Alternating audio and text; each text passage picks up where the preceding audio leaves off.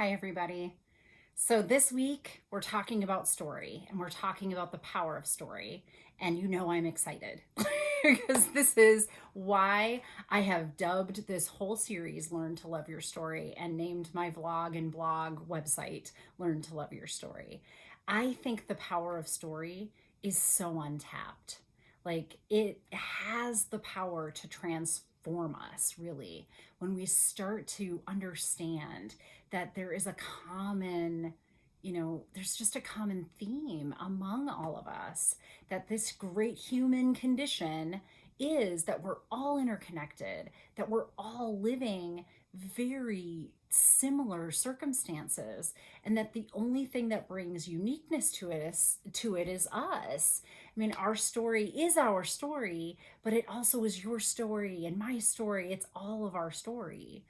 And when we have wired within us compassion towards others, when we're hearing about their woes, their falls, their difficult times, it means that we have wired within us the very mechanics to do that for ourselves.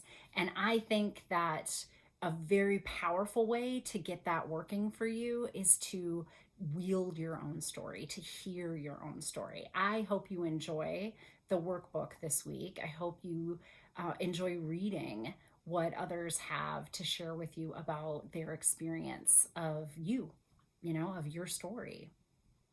And I'd like to share with you an example of how this power just made itself known to me in my life only recently, even.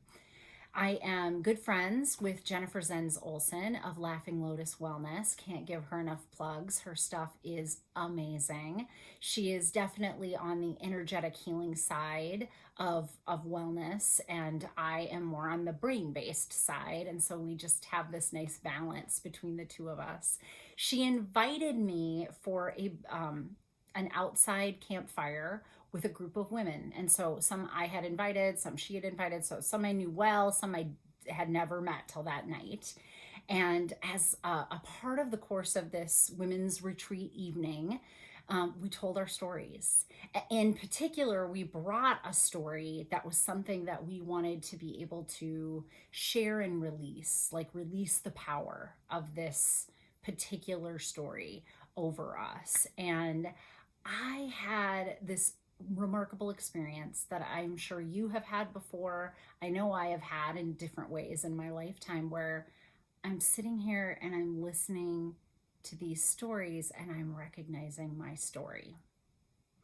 I'm listening to the woes of these other women, to the insecurities, the grief, the joy, the ups, the downs, the roller coasters, right? I'm listening to these women share about their lives and why they want to release something.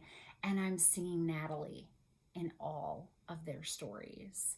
And I am certain when I shared mine, they had a similar experience. It's amazing how, when you're real, like really real, like when you can just sit down with a group of people and let all of the scars show, let all of the bumps and bruises show as you tell your experience and share that with other humans and feel the connection of, I see you. I know what you're talking. I've been there. I know what you're talking about. What a remarkable experience that can be. And that compassion that you feel towards somebody when you're like, oh, I know that story. That's the compassion we're trying to foster for yourself.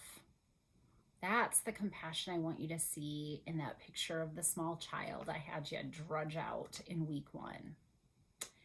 That's the power of actually sitting down and listening to your story from the perspective of the observer self, using your mindful mind skills and kind of experiencing it like it's a car in front of you driving by, and just noticing it, but not feeling attached to it, not being a part of it, not being in it, but a listener of it. It gives you a different perspective, and it allows you to compare and contrast it, if you're not attached to it, to other stories and say, this is a common story of humanity. This is where we all are at. Like, really. And I hope that in getting these stories back, or having friends and family, people that you love, tell you about yourself, that you're able to experience that. I hope that you're able to get into a mind state of the observer self, hear for the first time what it is like to be your friend, to be your sibling, to be your coworker, to be your daughter or son. Like, it's remarkable to hear the perspective of others. It's remarkable to be like, who is this person that they know? Because I'd like to get to know that girl. She's pretty awesome. It's a remarkable feeling. And it helps you to start building some of this neurology that I've been getting at. I want us to be able to like use what I know is already in us, in our DNA, to use the mechanics of compassion, but to use it towards the self. And it can be done. And I think one of the really just unique ways that we do that is in the power of our stories. So I want to challenge you, not only just to read these things that I've set up for you in the workbook this week, I want to challenge you to do, what I was able to experience earlier this year, and get a group of people together and share your story and listen to theirs. There's a million ways to do this, a million. Maybe you have a faith community that you could invite a few people over that are close to you. Could all do a study of scripture or something, and then share how that resonates with your life. That's a very common way that it's built into some of our lives. If that's not for you, have some girlfriends, get on Zoom. It can be COVID friendly. You don't have to definitely get together, but there's always an element that is so much, it resonates so much more, I think, when you're in community with people. So, get on Zoom, talk about a subject. Like, the one that Jen had sent out for all of us was, what's something you want to release? You want to tell your story, but you also want to, burn it in the fire and release it for the year, or release it from this point forward.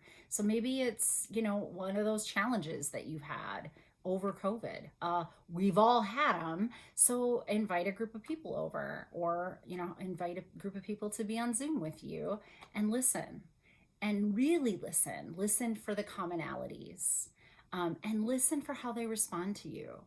Watch the compassion that is generated when you start to share that kind of a story. I really want for you to create this for yourself as many times as you can. Anytime we get a group of people together in community, we're co-regulating, is what we call it as therapists. We're regulating our emotions in community with one another.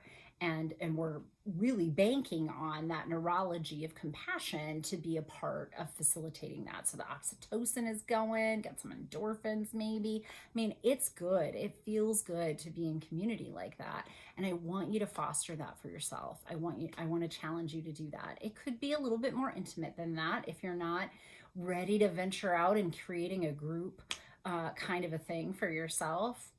One friend, maybe two, a sister, a brother, a spouse, but start somewhere, and start by joint sharing, that you're both going to sit down and tell story together, and really listen for what are the commonalities.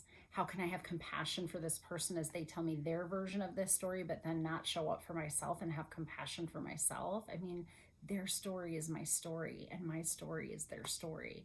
If I have the ability, the mechanics to have compassion for them, I have the ability and the mechanics to have compassion for myself. And this is just kind of one of those ways that we're going to edge in to creating self-compassion as a normal, regular practice in our life, especially when it's in a place that we want to do change work, especially.